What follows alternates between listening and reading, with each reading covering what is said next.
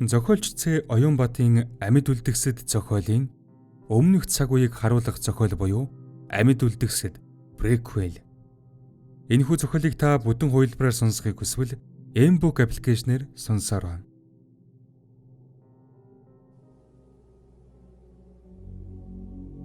Амьд үлдгэсэд преквел. Зохиолыг бичсэн Ц. Оюнбат. Дуу оруулсан Б. Оргилуулд.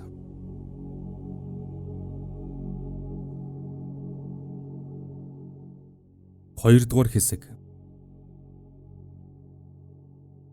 Говьд аагим галуун болж дусал бороо орохгүй мөрдөн галуун сэлэх нэвтүүлж хувцас нэвт хөлөргөнө. Хэдэн тэмээгийн хайж малчин залуу ойр хавийн худаг баян бүрд ювлэг хэмээн мэддэг жимээр мотоцикл дээр нь давхиулж явлаа. Мотоциклийн баржигнах чимээг өвөө даваадж сонсогдохоор пар хийж уг чимээг сонссон хонин гөрвөл бултасгийн нөхрөө гялалзан алгуулна. Малчин залуу эхнэр нэг хүүгийн цуг ганц гэрээр амьдрах ба. Нутгийн зах хязгаар энэл сайхан нутагт даанчиг олон хүн амьдрахгүй тул заримдаа чи хүний мөрөөсөл болдог юм. Залуухас саяхан л нэг гэрд орсон учраас хөөхт нь хоёр ой дөнгөж хурж яваа.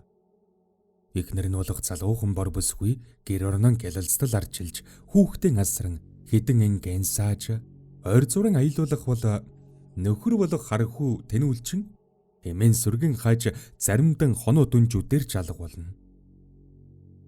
Ингэх зуран бас багын найз нөхдийн хөөрөн орж аяг тагшим олдвол татчихас боцохгүй. Гэхдээ эл хов энэ говь нутагт сархад ч ховрын эдээ учраас хаанигтээ шин гэрийн найр баяр наадмаар л ховорхон таарна. Хэдэн тэмээ ямаа хариулж нүүдэллэн явах элсэн уулсан тойрон хариулах малчин заяандан залуу нэг их төвөх шөөхгүй. Угаас ингэж амьдрах хувь тавилантанд дасчихсан байв. Харин сумын төвд голцоо амьдарч байсан залуу бүсгүй цаг хязгаар зэлүүд энэхүү нутагт амьдарч эхлэхдээ эвгүцдэг байсан бол одоо тиймгүй. Жаахан хүүтэйгэн хоёулахнан шөнөөр гэрдэн хонохтон элдв чимээ чагнан нойргүй хонож байсан тохиолдолч бий. Энэ бүх хязээж дуусч зогсошгүй хөдөлмөр бүхий амьдралыг залуу хосыг хайр түүний бэлэгдэл болсон жаахан хүн зөөллөн уйраач өгдөг байв. Залуу мотоциклоор гөвөө даван уруудтал хэдэн тэмээнүүд нь нэг дорн бөөгнөрч гисэн. Хажууд нь худгийн онгоцон дах шавхаа болсон ус руу нэг ноорхоо хувцас тэр толгойг нь шаажгсан ухан жолоогүй ус цэлгэлж байхан тэр. Хүй өмссөн хувцас байгаа байдлыг харвал их л холоос явж уу болтой. Мотоциклийн чимээ дөнөөхөр эргэж хараад харь хилэр нэг юм шулганав. Хятадаар ярьж бөөг залуу тэр дорон ойлгов. Хүү яахан ойлголцох вүлээ? Бэ чин зүгээр үү? Хаанаас явж байгаа? Өнөөх хятад юу ч юм чангаар ярьж урд зүг рүү гараараа зангав. Тэгэхдээ бас үйл хөдлөлөөрн их л сүртэй зүйл дүрсэлж царай нь айж төгссөн байртай байгааж. Цаата би юу ч ойлгохгүй юм байна. Уурхад ажиллаж байгаа ажилтан уу? Эсвэл төөрч хил давж орж ирээ юу? Уг нь хилийн зурвас эндээс нэлээд зайтай да. Тэгээд бас усгүй говийн цөлийг яаж туулж ирсэн бол т? Залуу одоо бол өнөө хятадын чан хурдна. Ойрхоноос ирж нүүр толгойг ажиглахад амар болов. Хятад эрийн царай наранд харлаж түлэгдсэн байх ба усгүй удаан явснаас уруулн хагарч үсэн сэгсээжээ. Дүүж гарч яваавал үү гэмээр үрчлээснүүд нүүр духан дээр зурайж. Оросгоо шарлсан шүднүүд нь юм ярих тоолонд уруулаан давж гарч ирнэ. Өнөөх хятад усууж хансан бол онгоцтой усыг одоон тоохон болжээ. Үйлдэлэрэн нэг зүйл харуулсан нь юм идэж бүг дүрсэлж байв. За ойлголоо. Өлсөж гин үү? Манай гэр энэ бүхэн хэдэн гүвэний цаана байгаа. Гэрт очиж юм идтээ. Хэмээн Залуу эгэлжирийн хөдөөний хүний сайхан сэтгэлээр хандав. Монгол хүн байна та. Үлсэж цангасан хүн явж байвал цэгийн уулгаж, ааруул хуруудч болтхон дөхүүлдэг нь уламжлал шүү дээ. Залуу хятадын толгойноос уулаг хүртэл сайтар гарав. Гудлынх нь бол салж унсан бол та. Уяа шидэм даавуугаар хөлөөн боож, дааван өмд нь халтаж, хүрэм толбонууд энд тэндгүй үзэгдэх нь шархтаж цусан гоочулсан болов гэмээр. Захта зинхэр дааван цамцч бас урагдаж сал байна. Аратан амьтанд ноцуулаа юу гэлтэн үзэгдэнэ. Гар шуундан шархавсан болол та. Цамцныхан даавыг цуулж боогоод авсны шарх нь хүрэнтэн харлаж тогтсон байв. Үнэр танарч гэж авах юм алга. Хөлсөх хэр даг. Өмхи ойрын цайнаас үнэрдэж байлаа. За яадаг юм бэлээ байц. Мотоциклийн арцуулах гэхээр би бозардчих гээд байдаг. Юу н гэртэн аваачихын зөвч юм уу та гэж залуу амандан өглөв. Гүй орхиод явчихыг гэхээр хүн чанар нь дийлээд саатуулаад байдаг. Аваад явчихыг гэмээр ойрдохын аргагүй бохир цаван бас хучаа гэж бодохоор цаанаас нь үндэсэрхэг үзэл гарч ирэх гээд байдаг. Залуу тэнэгэлзэн хэсэг зогсов. Ямар тач тэмээнүүдэн олжсон учраас туугаад гэрэлүгэн явах нь тодорхой учраас тэмээнүүдийн мотоциклорын хомон гэрийн зүг чиглүүлв. Тэмээнүүд хангалттай усуужсан тул худаг дээр саатах гэсэн ч үгүй. Дуулууртай гэрэлүгэн чиглэгч зарим нь хамар аман сардагнуулан нөгөө хятадаас үргэжих гээд байв. Залуу тэмээнүүдийн тун гэрэлүгэн чиглэхэд өнөөх хятад араас нь юу ч юм шулган даглаа. Ер нь бол түүний салах дургу байгаа бол та. Тэнийг л биш бол хүн амтангүй цөлдөлдөж хоцорвол харангас зүхэн гэдгийг ойлгож бүн тэр байж. Унаж тусан бүдчин элсэн дээгүр хөлөн чирэн алхах түүнийг хараад залуу өрөвдөж хүн чанарын дийлжээ. Мотоциклон зогсон нэг тэмээгийн газар хэвдүүлв. Өнөөх хятадыг мордуулах гэхээр өнөөх нь үргэж босгочих гээд болдоггүй. Тиймээс нэлийн хүч хөдөлмөр зарж биж хоёр бүхнийх нь голд суулгаад өөрөн араас нь дагав. Цаг хэртэ явсны эцэст хонхорд нуугдсан гэрийн бараа гарагдлаа. Мотоциклийн чимээнээр гэрээс эхнэр нь гарч ирж харахад нэг тэмээн дээр нь ноорхох өвцтэй хүн сууж байлаа.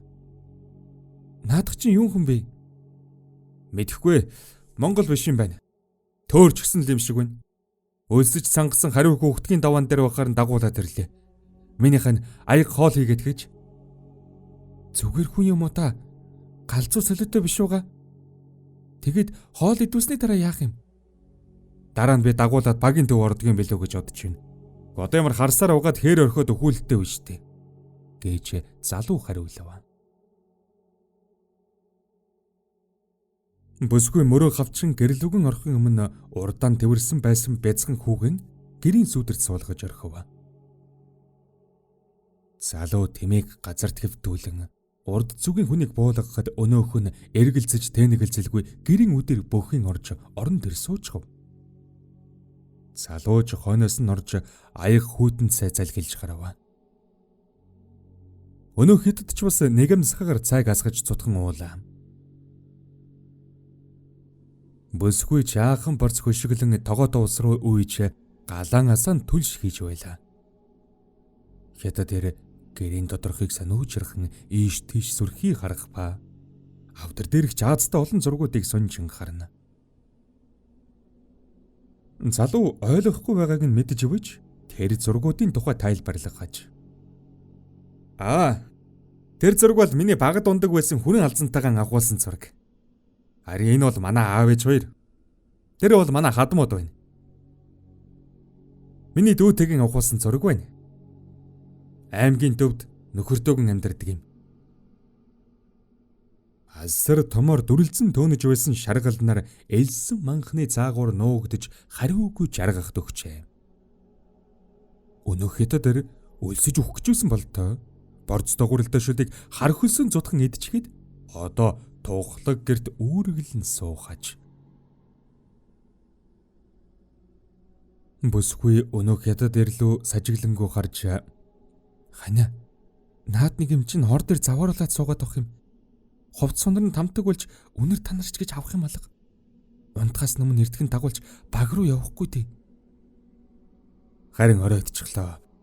Бүр болохгүй бол гэрийн гадаа миний хээр авч явдаг майхныг засаад унтуулгаас. Маргааш өглөө явъя гэж залуу хариулав. Унтаж байсан хятадыг сэрэх гэж хэд дуудсан боловч хариу алга. Тиймээс гэрийн эзэн түүний гарнаас татав. Гэтэл өнөөхөн тагчиг ажин түжин мөртөн гар нь халуун шатаж байлаа. Энэ хүн халуураад байна штэ. Өвчтөө юм биш үү? Хүүхдэд янз бүрийн өвчин алдаачих үедээ гэж бүсгүй айн хэлв. "Алио, би нэг гэрээс үжигсэн гаргаад сүүдэр твдүүлье" гэж залуу хэлээд хоёр гарнаас нь чангав. Гэрийн шалан дээгүүр сулж хэрэгдэж байсан хятад дэрийн нүд энэ үед гинэтхэн нэгдлээ. Улайж бүлтийн нулимсны оронд цус шүүрч байлаа. Бүсгүй үүнийг хараад айж цочин хашгирав. Харин залуу цочсон дон гарыг нь тавьжээ.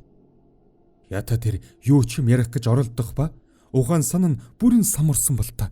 Иргэн тойрноо мөн ойролцох хүмүүс жаахан хүүг анхааралтай нухацтай харав. Тэр бяцхан хүүг харж байсан нь гинтхэн түн рүү ухасхийг мөчөд гэрийн эзэн түүний хөлнөөс нь татаж унган ноцолдож эхлэв. Хоёр ир дээр доорон орон ноцолдож зодолдон хашгиралдах ба хятад тэр Европсын гэмээр хүчтэй байлаа. Тиймээс гэрийн эзэн залуу их нэртэн хандаж "Хүүхдээ аваад гэрээс гар" гэж хэлж амжив. Бүсгүй хүүгийн ухасгийн шүрч аваад уйлсаар мөн хөл нүцгэн гэрээс зүгтэн гарав. Түүний ард гэр дотор ноцолдоон зодон үргэлжилсээр залуугийн дээрээс дарж авсан хятад гинэтхэн цээжний махнаас нь ганц өмхөл дээр хэсэг арьс мах тасар татав. Залуу хавьорд нэлэнхүй сонсогдохоор чанга хашгирч явуулсан боловч ойрын хавьд айл амтан байхгүй билээ. Хэдэн тэмээ ямаал энэ дунд үргэгч юм болж жаахан цаашилцгаав. Бүсгүй хүүхдэн тэрсэн чихтэн гэрийн хаалгаар шагаахад нөхөр нь аль хэдийн хөдлөгөнгөө болсон байлаа.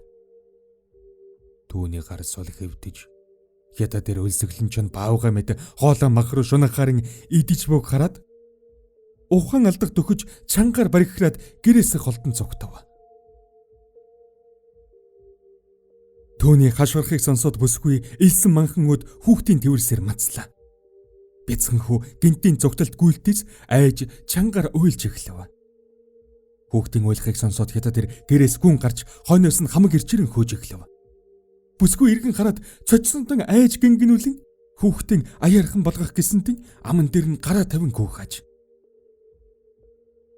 Нарж жаргаж харанхуй бүрий болж бүсгүй гүөх тусам хідэн алхмын цаадхаас хол газар үзэгдэх юм болжээ. Араас нь хөөж байсан хятад хайжсныг хойноос нь гүйсэр байгаа эсэх нь мэдэгдэхгүй байв. Харин хойноос нь гэрийн зүгээс мотоциклийн паржигнах чимээ дуугарч ганц гэрлийн ялтойх гэрэл сүүмэлзэж эхлэхэд нөхрийгөө ирж байна хэмээн бүсгүй байдгаараа баярлав. "Ашгүй, минийхэн зүгээр байна. Хүү бид хоёрыг авахаар ирж байна" гэж амандан үгэлэн. "Ханиа, бид хоёр энд байна. Хурдан ирж авраарай" гэж хашгирч гарав. Мотоциклтэй хүн тэр хоёрыг сонссон бол та гэрэл тэр хоёр л зөглөв. Улам ойртон ирж явах үед бүсгүй өөдөөс нь хүүгийн тэрсэргүйлээ. Мотоциклын зөглүүлж ирсэн нь унтраас нь чгүй асфальттай чигээр нь элс рүү шидчихсэн нөхөр нь өөдөөс нь инэмсэглэн ирж байгааг бүсгүй харж баярлах шиг болов. Нөхөр нь юу ч амандан тасралтгүй өглөх ба бүр ойртон ирсэн хойно бүсгүй "Юу гэдэг юм бэ? Нөгөө хятад яасан?" гэхэд "Хоньны толгой, хоньны хугалсан толгой, хоньны толгой идмэр байна" гэж учир нь үл ойлгогдох зүйл хэлсэн нь Залуу амаа хангаан эхнэрийнхээ баруун мөрлөө шүдээ гүн шигтгэн хазаж орхив. Бүсгүй дуу алдан гараан суллаж хүүхдийн түлхэж өгөхөд өнөөх нь баазган айсандан чарласаар цааш зогтож буй харагдав. Бүсгүн дээрээс нөхөр нь дарж унсан учраас газар хэвдсэн хойноо "Миний хүү зугтаар цаашаа хурдан яв" гэж арай гэж хэлж байхад залуу түүний баруун мөрийг тэр чигт нь идэж байлаа. Бүсгүй нүднээс нулимс сурсан мотоциклийн гэрэлд цааш аалгахан арай ядан холдож буй хүүгийн харж хэвдтэл гинэтгэн сүйтгэнсэн дүрс угасхийн бяцхан хүүг шүүрэн авч харанхууд дарж хэвтэн тасар татаж бүг их хүний цүн суван гор өхийн өмнө мэдэрчээ. Шөнийн тэнгэрт намгүм ноёлж үхэрийн муу ёрын үйл хэрэг энд үргэлжилж байлаа.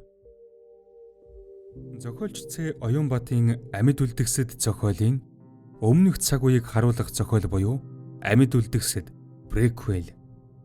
Энэхүү зохиолыг та бүдүүн хувилбараар сонсохыг хүсвэл Mbook аппликейшнээр сонсоор байна.